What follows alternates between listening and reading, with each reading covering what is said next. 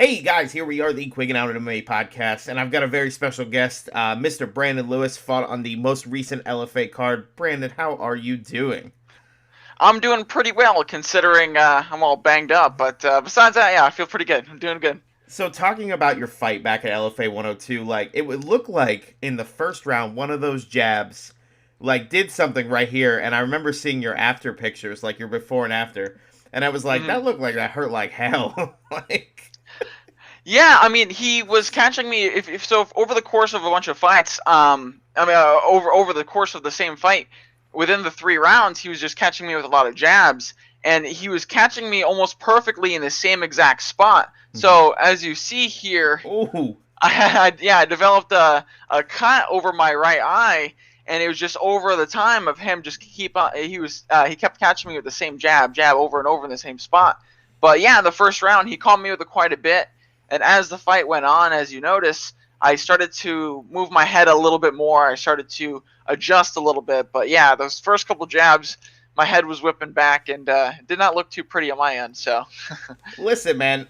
They talked about it a ton, an absolute ton when it comes to it. You've been off for 4 years. You know, yep. you fought a lot up until you were 19. I kind of want to talk about. They just kept talking about the 4 years off, but what I've learned from any fighter is that there's no time off. There's never No. time off. You're not just like sitting on the couch for 4 years and then go, okay, I guess I'm gonna get ready for a fight. So kind of walk us through, what led to the 4 year layoff and what you were doing in that time to seemingly prepare you for a fight where, you know, it was incredibly exciting, and even the announcer said it was a candidate for fight of the year, and that's pretty impressive for, again, 4 years off. So, No, I appreciate it. No, so my last fight prior to this one was July of 2017. It was LFA 16. So I just fought on LFA 102, if that gives you some reference on how long and how many events have passed since I've been out. But so what happened immediately after that fight, I had a couple of personal things go on, but I was still ready to go ahead and hop in the cage. And we actually had a pretty rough time finding me fights. I was trying to get matched up, and we had a lot of people pull out. And I'm sure you've interviewed other fighters. There's some politics that goes into matchmaking, things like that. oh yeah. And I even had a contract signed for, I believe it was December of 2018. And 2 weeks before that fight was supposed to happen, the guy pulled out. I forgot the reason why. I think he had some kind of he had a tooth pulled out or whatever the case may have been. I just had a hard time getting fights, and I wanted to stay ready because I go through. I don't really believe in training camps. I try to stay ready all year round. Yeah. So, when that fight fell through, as it gets closer to each fight, I up the intensity of my training, but I always stay training. And it just got to a point where I was always staying like in that fight ready state, and I kept on bumping the intensity of my training, and fights would fall through. And I noticed, I was like, okay, I need to stay ready for any last minute opportunities. I need to keep the intensity up. hmm And then I started getting pains in my my left side, my leg, and hmm my glute area, and I thought Ooh. it was muscular. So I was like, okay, like, don't be a bitch, like, let's just keep training. Let's stay ready. Let's get ready for another fight. And then I kept training, and then one morning it got to a point where I actually had a hard time getting out of bed, and I couldn't put on shoes. So oh I couldn't jeez. bend over, tie my shoes, couldn't do anything. So I was like, okay, I don't think I'm being a bitch about this. I better go and actually get it checked out. And turns out I had ruptured a disc in my low back. And at the time, I didn't have health insurance. So I had to stay out and stay injured for almost a year before I was able to get the Jeez. surgery. And a year passed by, and initially, like I said, I kept training on the injury, and then it just got to a point where I couldn't even tie my own shoes. I couldn't. Just daily tasks were a pain, literal, like a pain. They just took a while. It was a very painful experience. And anyone that has ever had sciatica or has dealt with nerve issues like that, I'm sure they can understand and feel for that. But yeah, I was out for quite a bit on the actual injury, and then I was able to get the surgery for it February of last year. and then the Gosh, it's been recovery that long process was already. about. Yeah, yeah. So that's kind of where I was at. I was just trying to get ready for fights, trying to stay ready, and overtrained, got injured, and then about a year and a half of that was just out on injury. So. And it's crazy because, like you said, there's some politics in there. Nobody wants to talk about it, when it comes to matchmaking and everything else, and people pulling out. But I feel like, in your case, maybe it was something, I don't want to call it a blessing. I don't ever want to wish injury on anybody. But, something that, like, kept you, something that was trying to tell you, like, hey, man, like, take it easy, and then this happens. So, moving forward, now having that fight back at LFA 102. How did you feel in there? Like, how did it feel getting in there and, like, finally getting back in that cage after all that time? So it's funny that you say that it was kind of like a blessing in disguise, because literally the closest people to me have said the exact same thing as that you did. I felt like in that period of time off, I actually matured more, not only as a person, but just as a fighter. I've always been like, go, grind, and I learned to settle into some more of my technique a little bit more, and I kind of really felt that time off really helped me sharpen my skills when I came back. So by the time I stepped into that cage, I felt a lot more crisp, and even though a couple things happened within the fight, I had an adrenaline dump and stuff, but I felt a little bit more crisp. Yeah. I felt more crisp than I normally would have in a lot of my fights. So I did definitely 100%. I agree with you that time off, it almost was needed. I matured a lot. It helped me come back into it stronger. And then going into that fight again, I felt great. But the 4-year layoff definitely brought a lot of emotion, because I missed it so much. I missed being back in that cage. So I was just, I think excited was the perfect word that I could use for this. I was just so excited to get back in there that, as you see in the intensity of the fight, I showed it, and I got a little ahead of myself, and I had a little adrenaline dump. You saw in the second round, I really got exhausted. You did like a yell, and then everything went away, and I was like, "What just happened? Like what?" Yeah. So yeah, what happened is he tagged me with a couple jabs back to back, and I knew I was getting tagged with the same exact thing over and over. Mm-hmm. So I just had to kind of like dig deep at that point.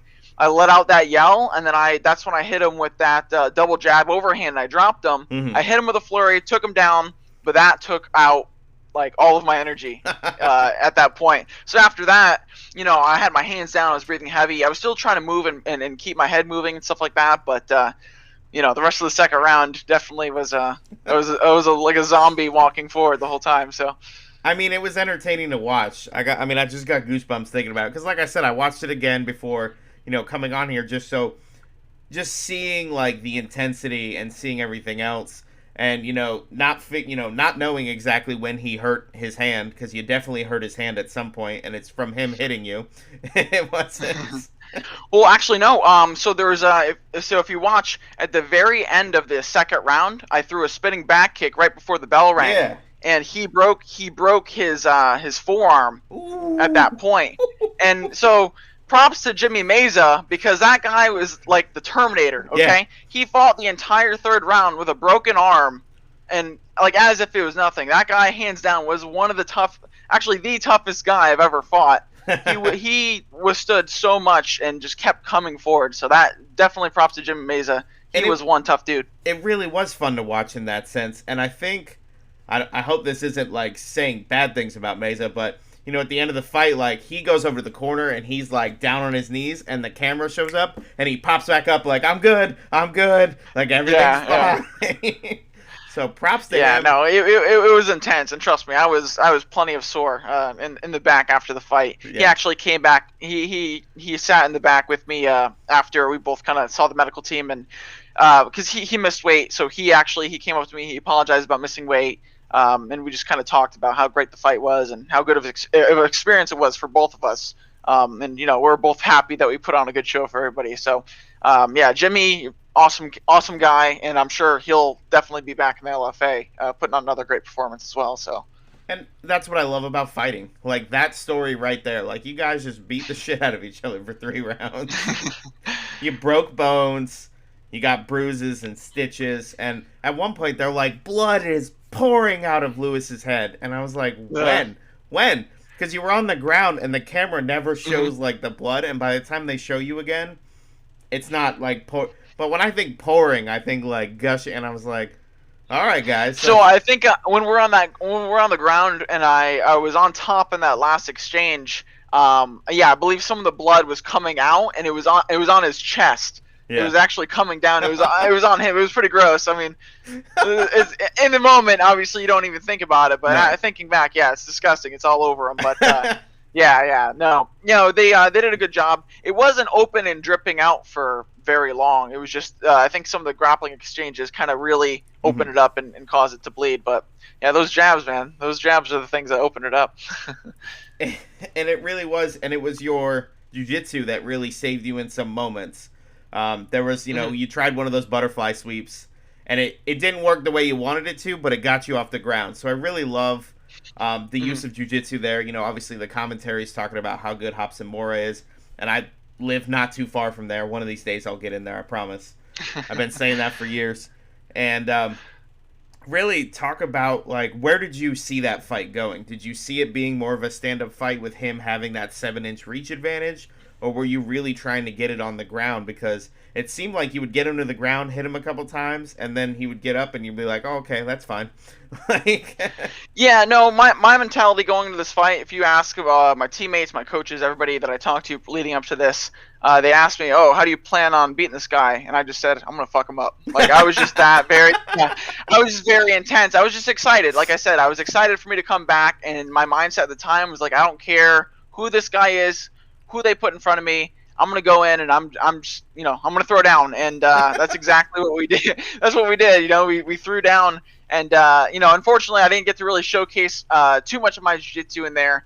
But again, I think that was just being out for so long, being excited, and just wanting to get that experience in. And I competed a lot in jiu-jitsu. A lot of my amateur fights, they ended in grappling exchanges, and I feel like I feel like I have that jiu-jitsu experience kind of down, but I've never really been tested as far as having just, standing up and banging. And I kind of wanted to get that out before I get into any of the higher level competition, because I feel like that experience is very important to have before getting up into the upper levels, really being able to dig deep and, have that kind of experience.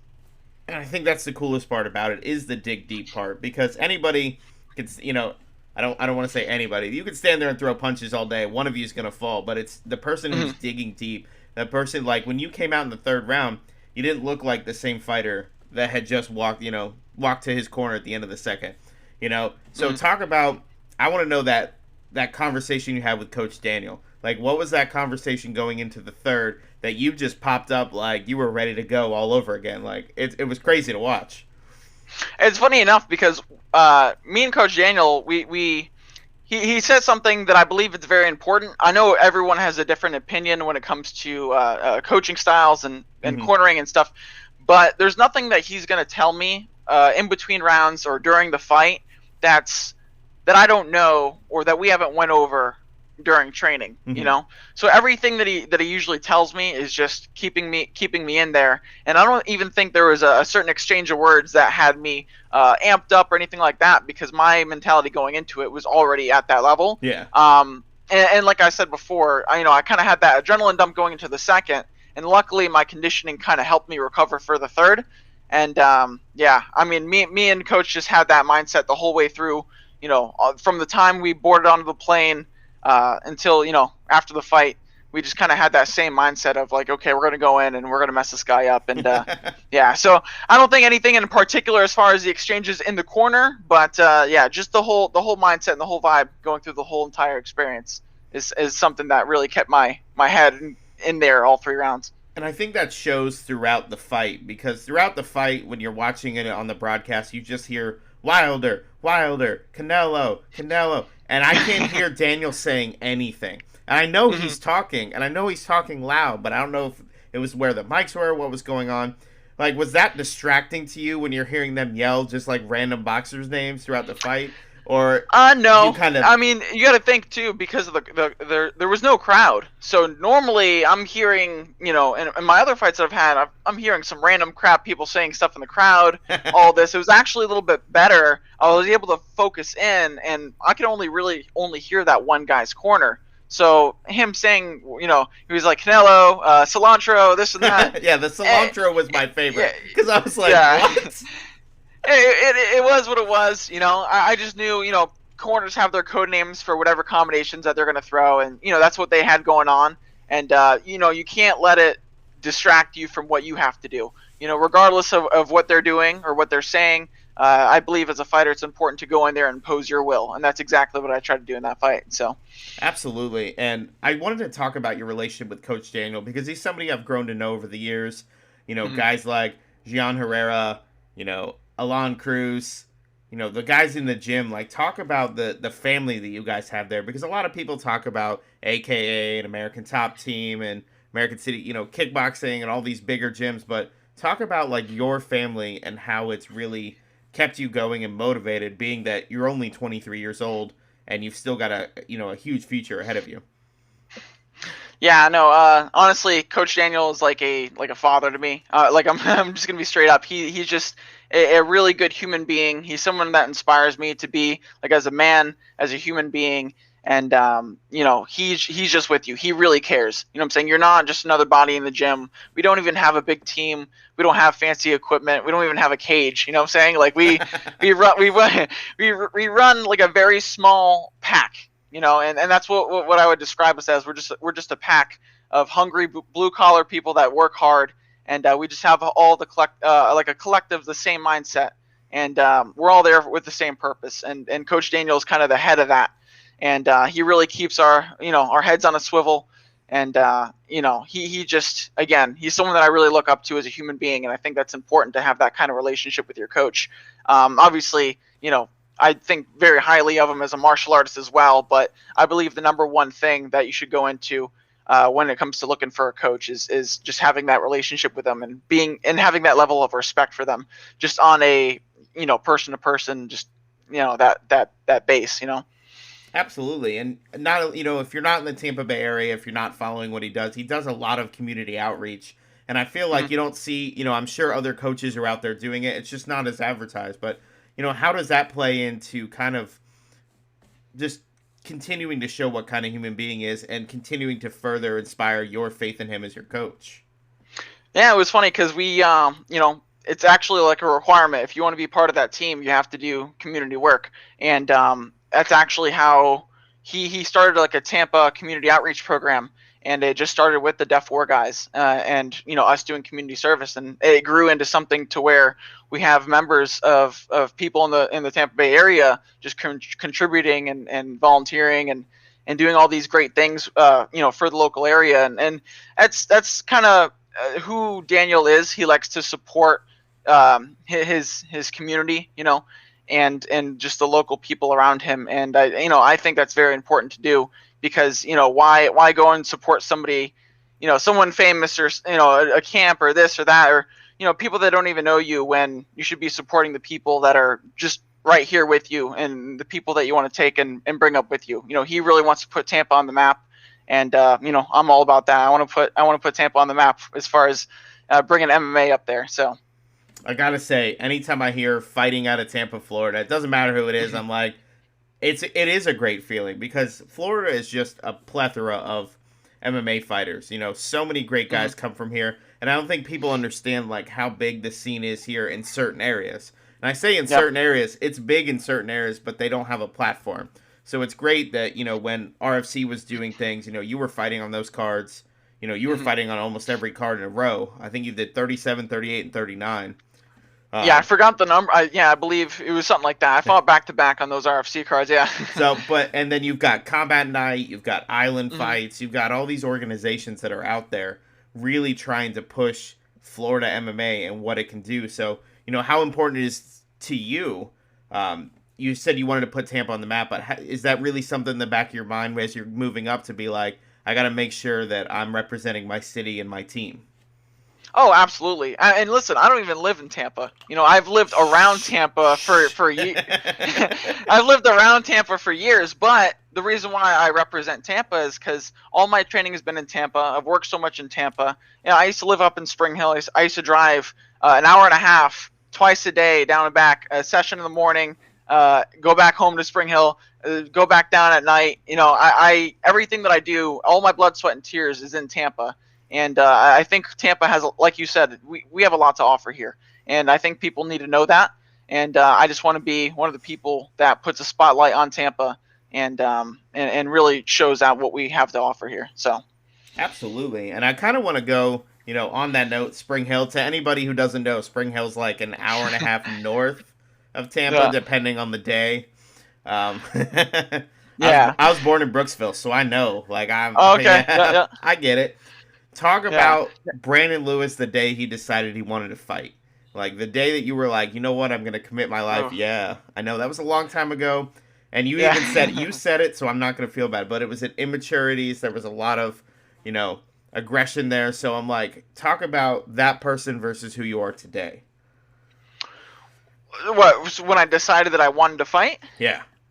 I mean, I've always looked up to. I grew up watching Rocky, Jean-Claude Van Damme, Jackie Chan. Like, I grew up watching martial arts movies, and I was always inspired by fighters and martial artists as like from a really young age. And then the UFC came around. Oh, actually, UFC was here before I was even born. I was going to say, wait a minute now. Yeah. The UFC was introduced into my view, and I remember just growing up and watching George St. Pierre and more like really complete mixed martial artists. And I always knew that I wanted to do that. And at what point, I don't know exactly when I wanted to become a fighter, but I knew I was a competitor right away. I started karate at 10. I competed in karate tournaments, competed in jiu-jitsu tournaments, and I've always been very competitive. So I just wanted to just up my game when it came to competition. And MMA is like the purest form of proving your martial arts is worth something. And I took my first amateur fight at 15 years old. Obviously, at 15, it's illegal in Florida, so I had to mow lawns and save up some money for gas money to drive up to Virginia and fight in the amateur ranks up there. And from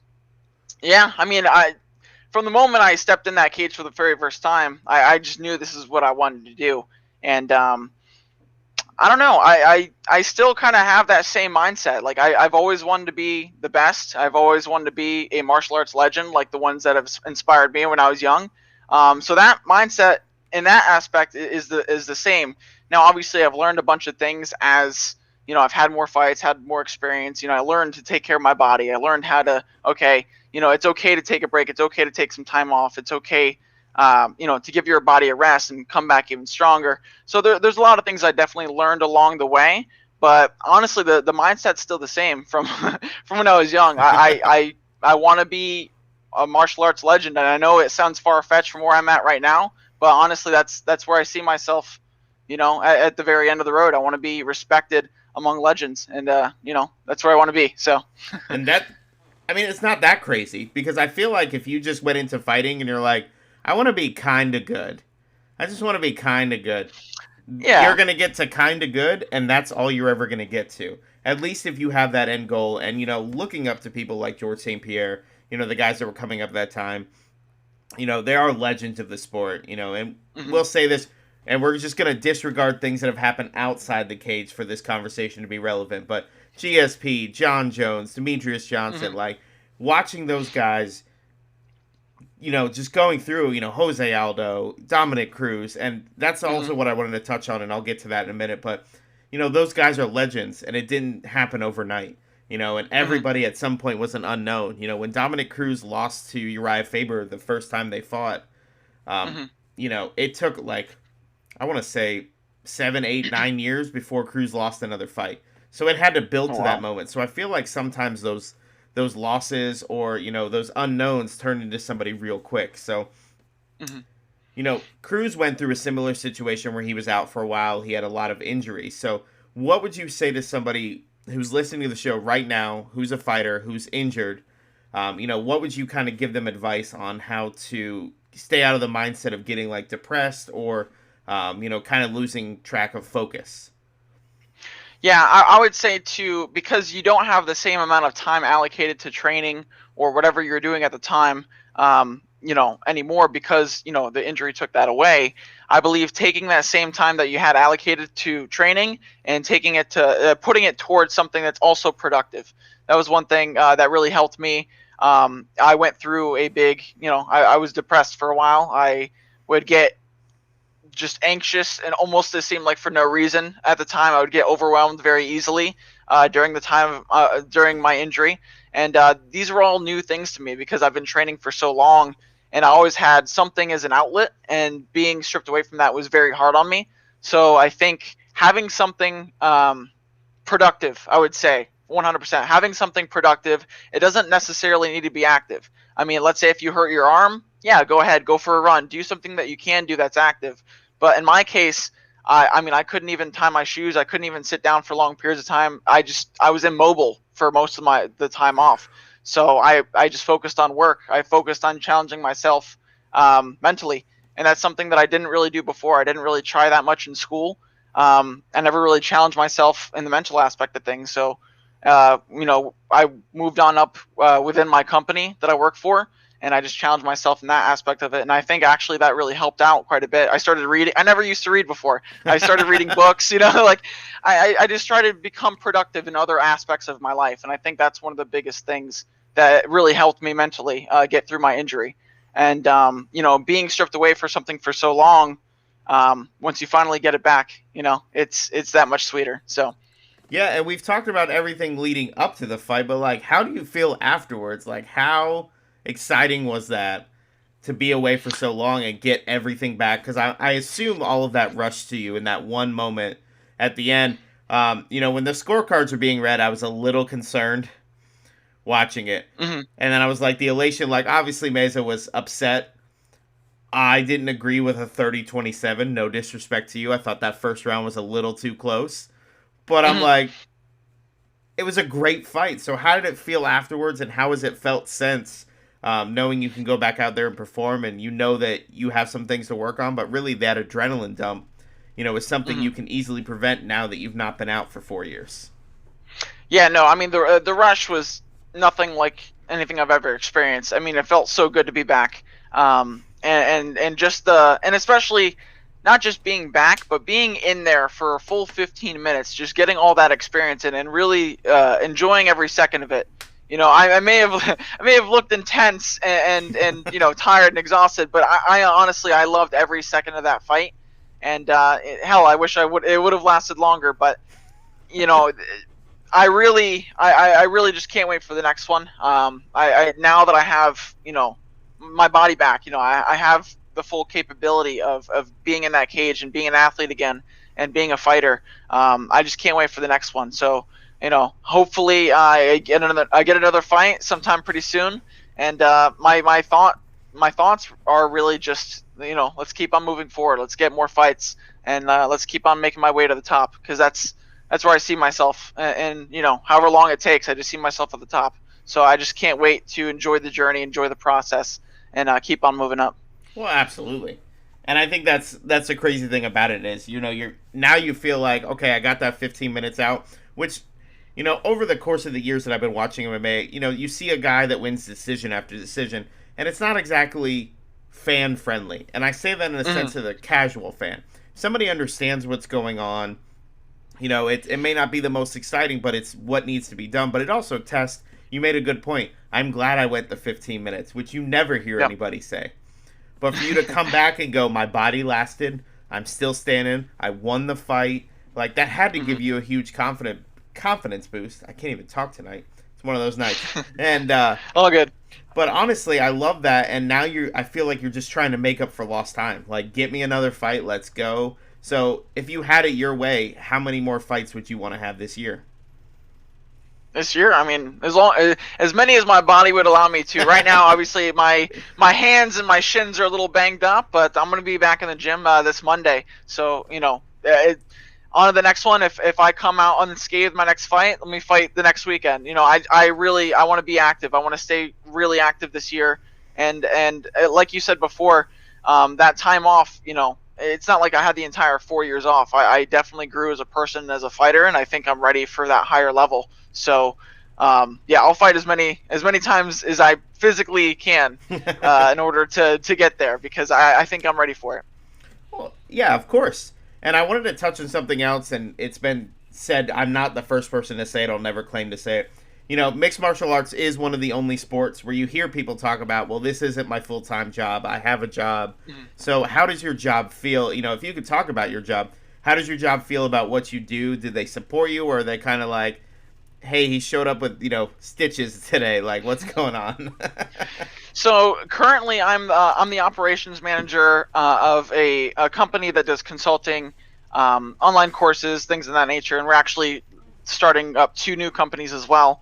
Oh, wow. But I originally started off. My boss was, I used to actually own a gym up in Spring Hill a long time ago. That's a whole other story. But he was one of my students, and so when he talked to me, he reached out to me for a job. It was just for customer support for his company. Mhm. But when he offered me the job, I'm like, hey, obviously, I'm a fighter. I'm gonna need, like the week before the fight off. You understand what goes into this, because he trained under me for a while, and he's like, yeah, I completely understand, and we've always had that relationship. He's into MMA. Again, he's been a long time martial artist.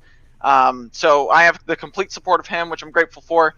Yeah, I mean, he doesn't mind the cut. Actually, I'm going in to film an ad for him. I believe tomorrow, and with the cut on my face. So if anything, it's encouraged, So he's over here posting up on his social media and stuff. So yeah, no, I'm grateful to have an employer that definitely appreciates what I do and is a fan of what I do. And yeah, I mean, I enjoy the company. Like I said, on my time off from fighting, I got to focus a lot more on work. So I mean, I got to move up throughout the company and go from customer support to, I went to videographer, then operations manager. So I moved my way up throughout the company, and I'm glad to be part of that team as well, because they're a really great team, good clients team. So. And that's what you need. You need somebody like that. Yep. And I can't ignore what you said. You used to own a school. Yes. Because we have to talk about this, because I'm sorry, I can't let that go. Okay.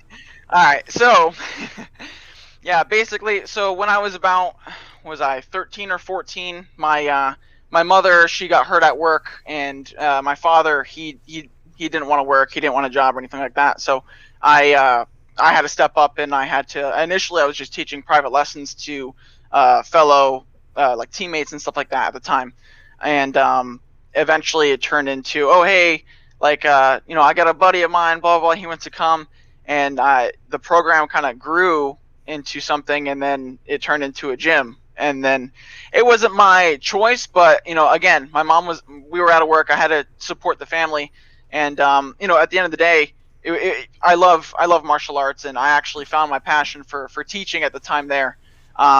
So yeah, I ran my own martial arts program. We actually did really well in jiu-jitsu competitions.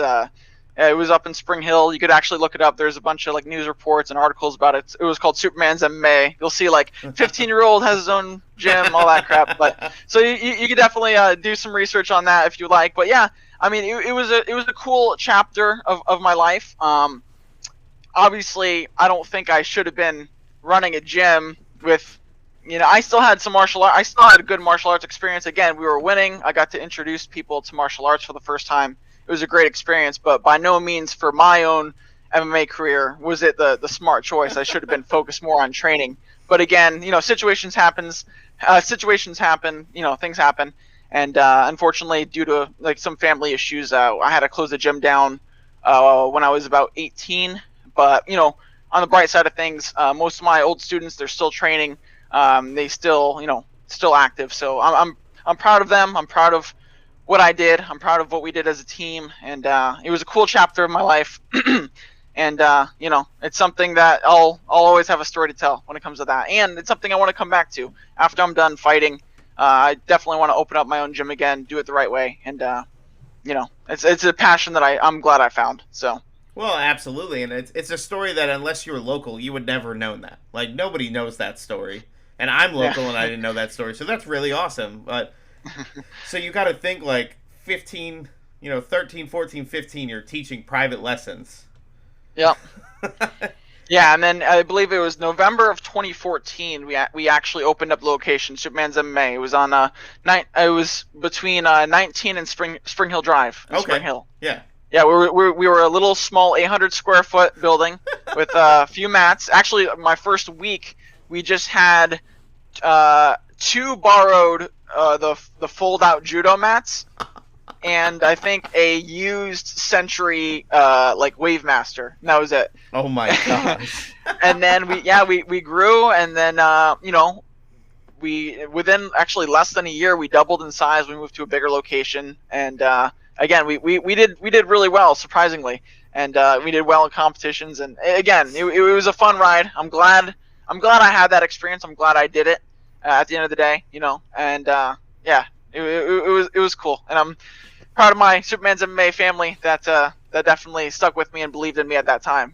Not everyone could set aside their ego and let a 16-year-old kid teach them martial arts. So No, and at the end of the day, it got you where you are today. Not only with your competitive nature, but one of your students ended up, is now your boss. Like that to me, is mind it did. blowing.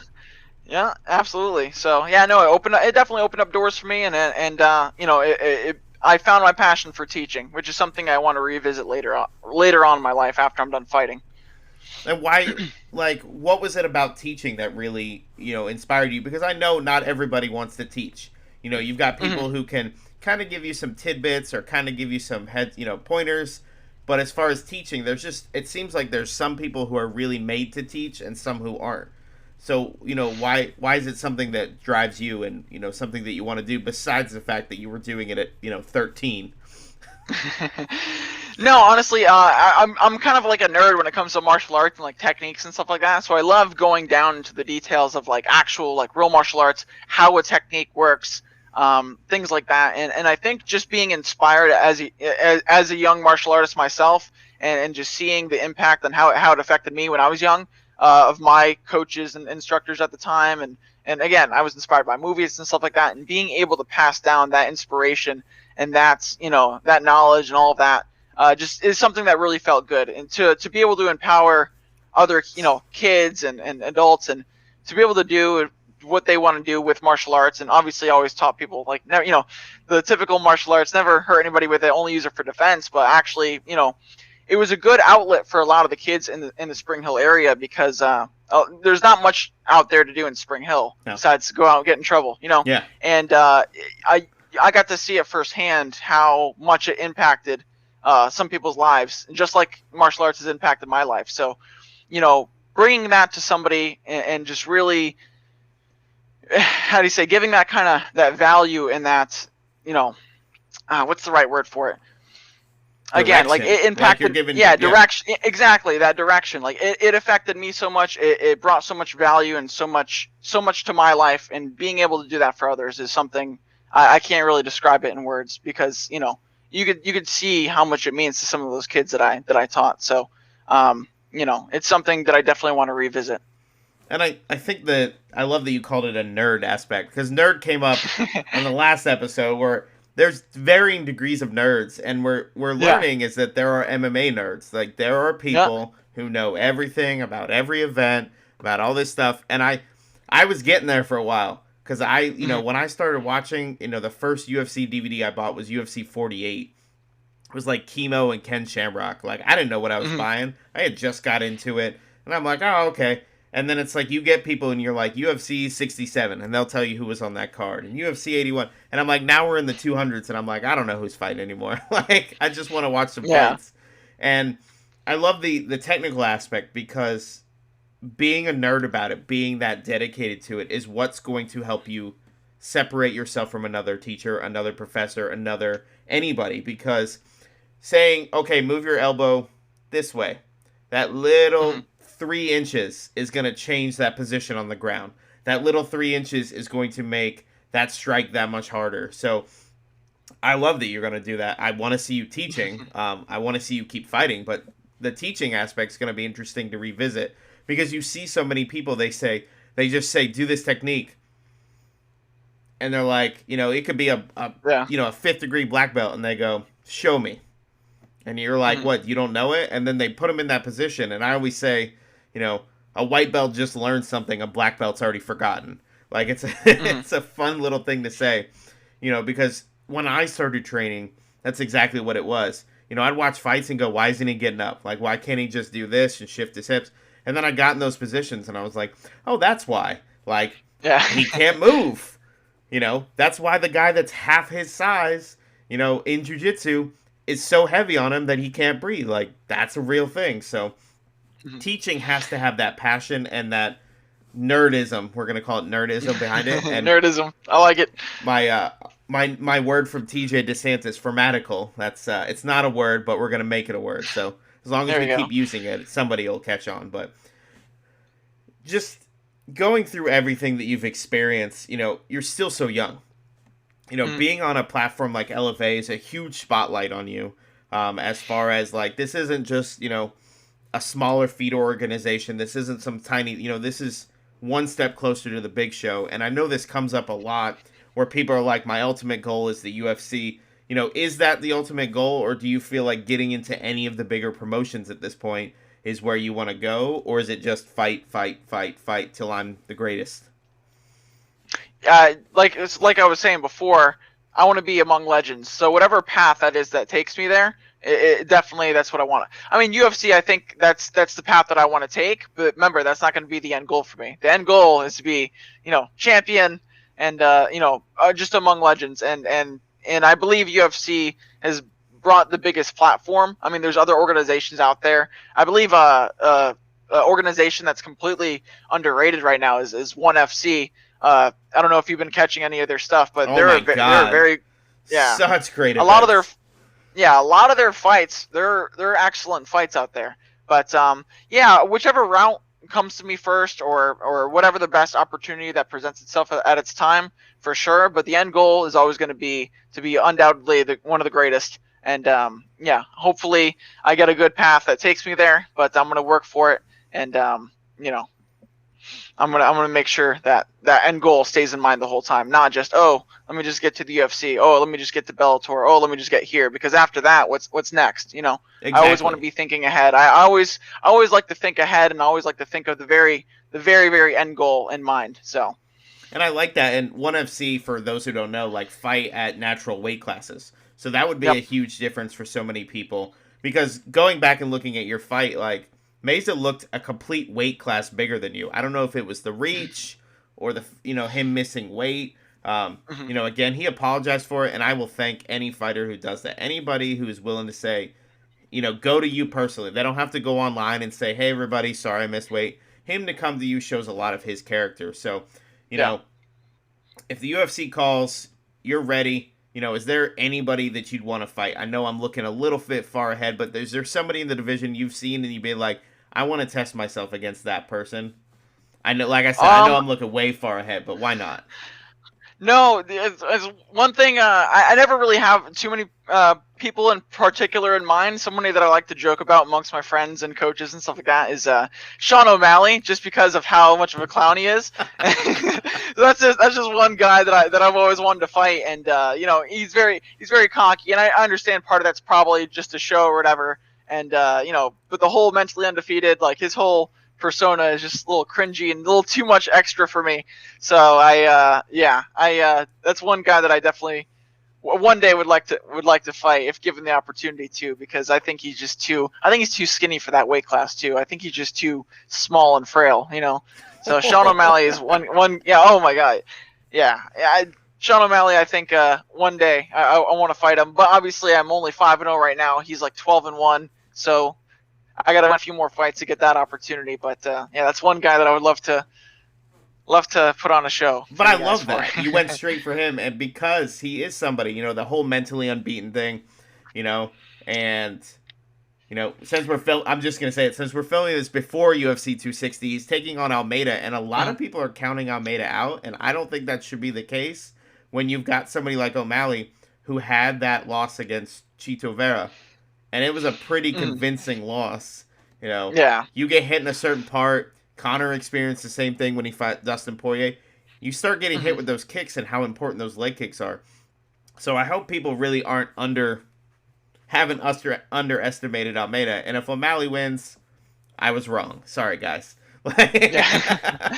No, I honestly think because I believe so in that last fight, he hurt. I know he hurt his ankle. Like I think, and now I'm not even trying to say this as a personal attack on Sean O'Malley, but I think structurally he's not meant for like 135. He needs to put on some muscle mass because like he's legitimately gotten hurt and injured in some of his fights. Yeah, Like that one fight he was on the ground though when they announced his name. Like he's just laying on the ground. Like he's just laying on the ground. Yeah, it's like I was saying, it's not a personal attack on him. I mean, I could say many personal things that I don't like about him, but honestly, structurally, I just don't think he's built correct for that division.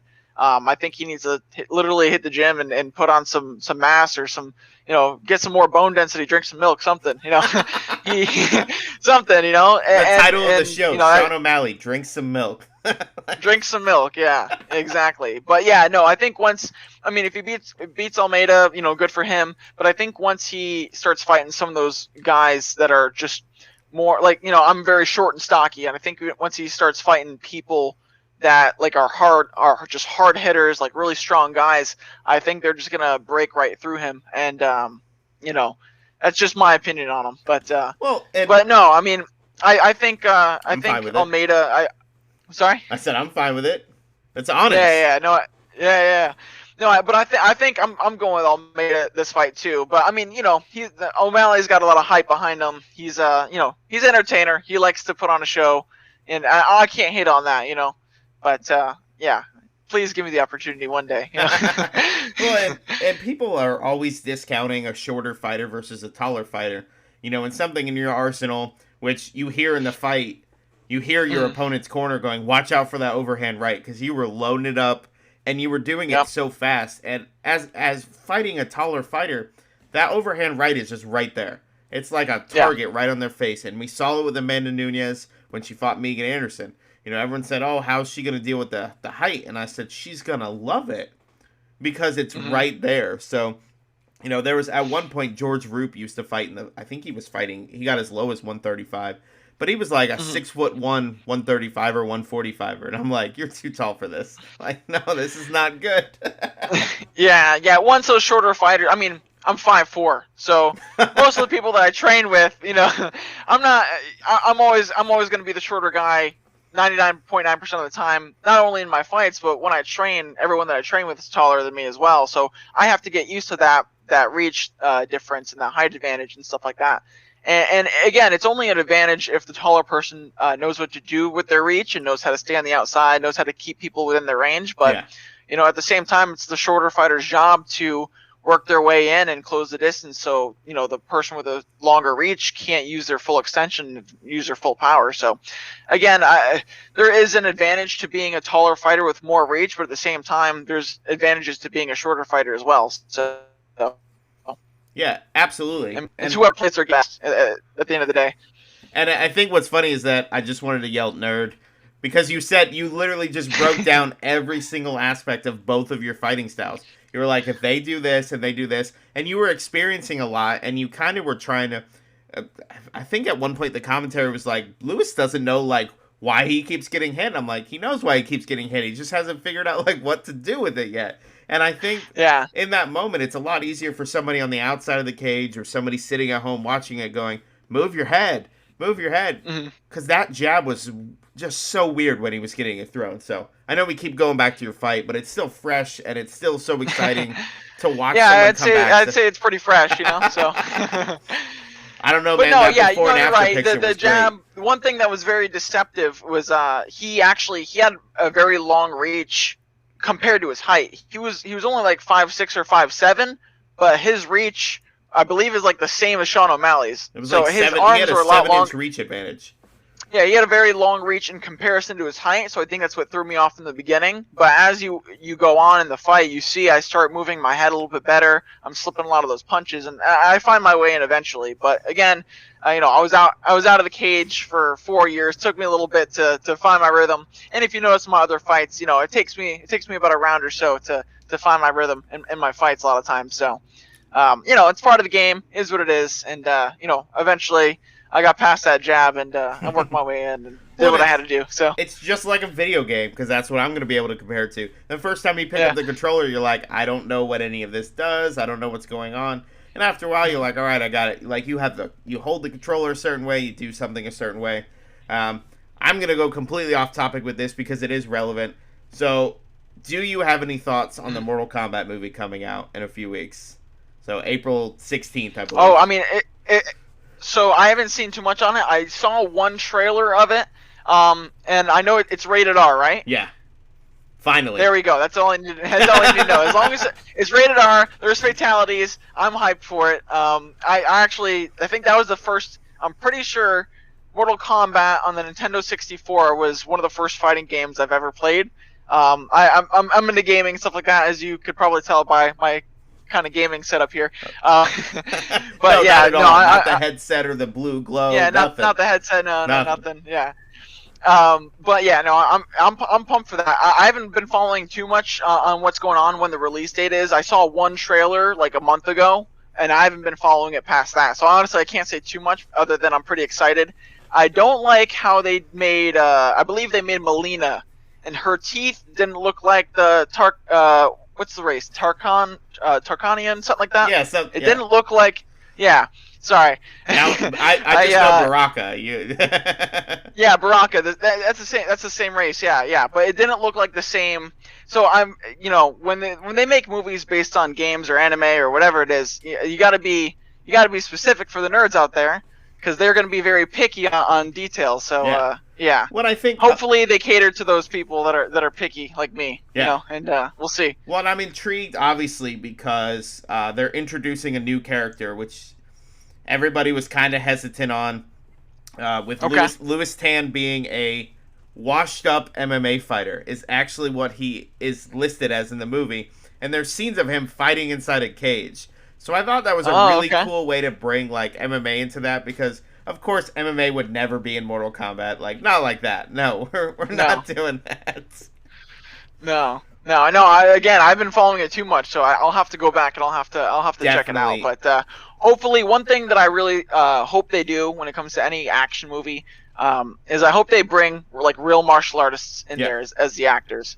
So hopefully they did that. Yeah, and I'm sure I'll be pretty. Louis Tan has definitely had that experience, and he's a true martial artist. He's somebody who actually loves the sport and the art itself. So go look up some of that stuff. You will not be disappointed. He loves posting things. He was actually on, I don't know if you ever watched Into the Badlands. It was on AMC for a couple seasons. Mm-hmm. So he was on that. He was Chow's brother. And then Sherman Augustus, who plays Nathaniel Moon, was also actually on the show, which was super cool. And he had the Chinese 5-ring broadsword. Like, he actually had one from the set. And I'm like, can you bring it on camera? Like, is that weird? Like, so I feel like they finally, the nerds grew up, and the nerds produced it. Then they picked the right people, but they picked people who would be right for the roles instead of making a role cater to that individual. So I'm really excited for that. On a final note, what's your gaming like go-to? What is your go-to game that you're spending your time when you're not training, when you're not working, when you're not community servicing? Like, what is your go-to? Probably as of late, it's been Dota 2. Dota has been around for a while. It's a MOBA. I don't know if you're familiar with like MOBAs at all. Like a League of Legends. Yeah. Okay. Something like that. Yeah. So it's very similar to League of Legends, but just like 10 times harder and worse, and makes you rage out and lasts an hour long, and yeah. Leroy Jenkins. Yeah, and but yeah, probably Dota 2 is what I've been playing as of late. I kind of play a little bit of everything here and there, but yeah, I've been doing a lot of PC gaming lately, and Dota is probably my go-to. Well, that's awesome. So I saved this part. I haven't been doing it recently as much, but I saved this part for the people you want to thank. If you have any sponsors, we make that our big UFC joke. I'm sure the UFC is going to be pissed at me for that one day, because they're like, who's your sponsor? This guy. So talk about the people who have been essential to, who were really essential to you in those 4 years, and who's, with you moving forward. Also, obviously, I got to mention, my coaches, just for sticking with me and believing me the whole time, and understanding that I had to take time off of training. I've always been before my injury, I've never missed more than like a week of training. Like I've always been very consistent. I've showed up to every practice. Like I've always been very, very consistent. You know, I'm glad they understood. Like, hey, I got this injury going on, so and they totally understood, and they were with me and still checked in with me the time that I was out and not in the gym. So I appreciate Daniel, Coach Devin, and Hobson for checking in with me and just being supportive the whole way through, even though I wasn't, they didn't see my face in the gym.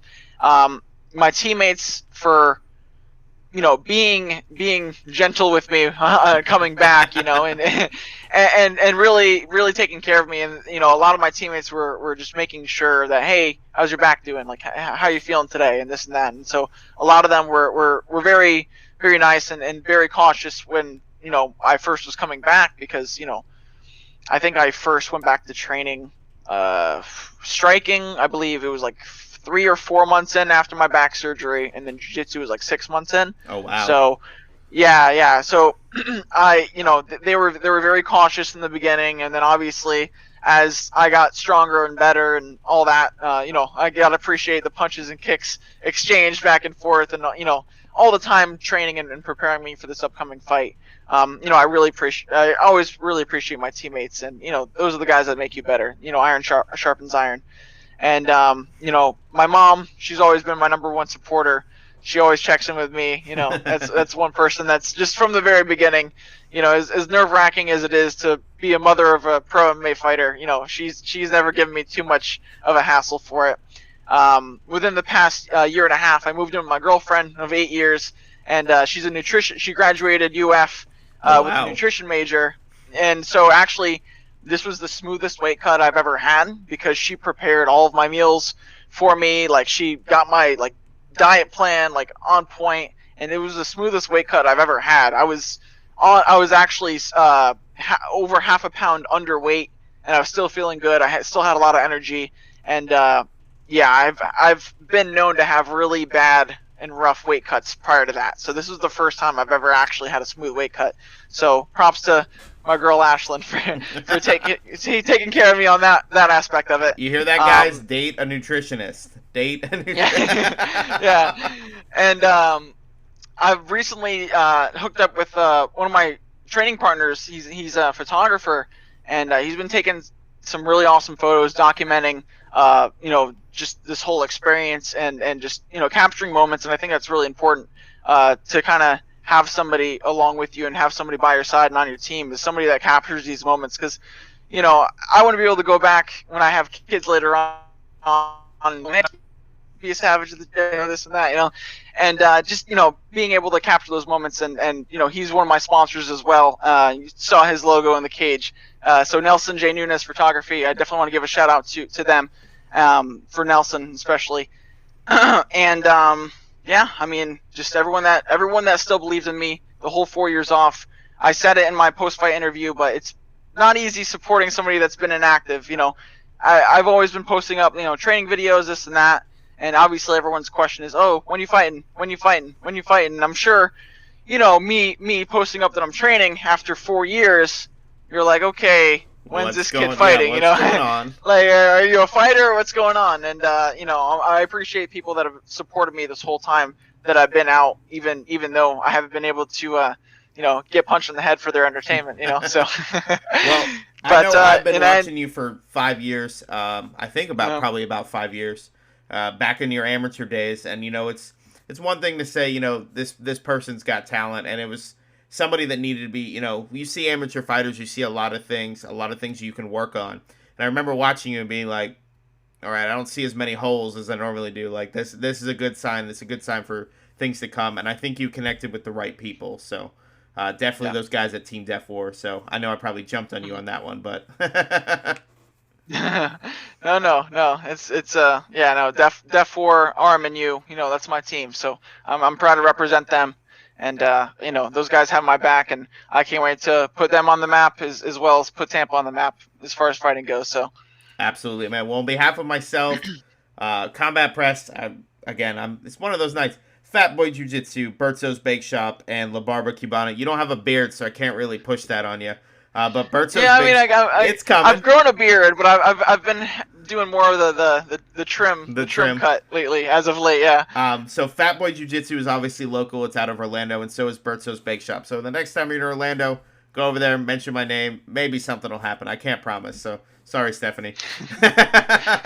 So, Brandon, thank you so much. It was really exciting to see you out there, performing. And like I said, seeing you go the 15 minutes after 4 years, as a fan, as a member of the media, and as somebody who just appreciates, the athletes that are in there, it was really great to see that. So thank you so much. Oh, and I appreciate you having me on the show. And again, you supporting me this whole time that I've been off and then following up with me after. I definitely really appreciate this opportunity and you keeping up with my career this far. Absolutely, man. So take it easy. All right, you have a good one, man.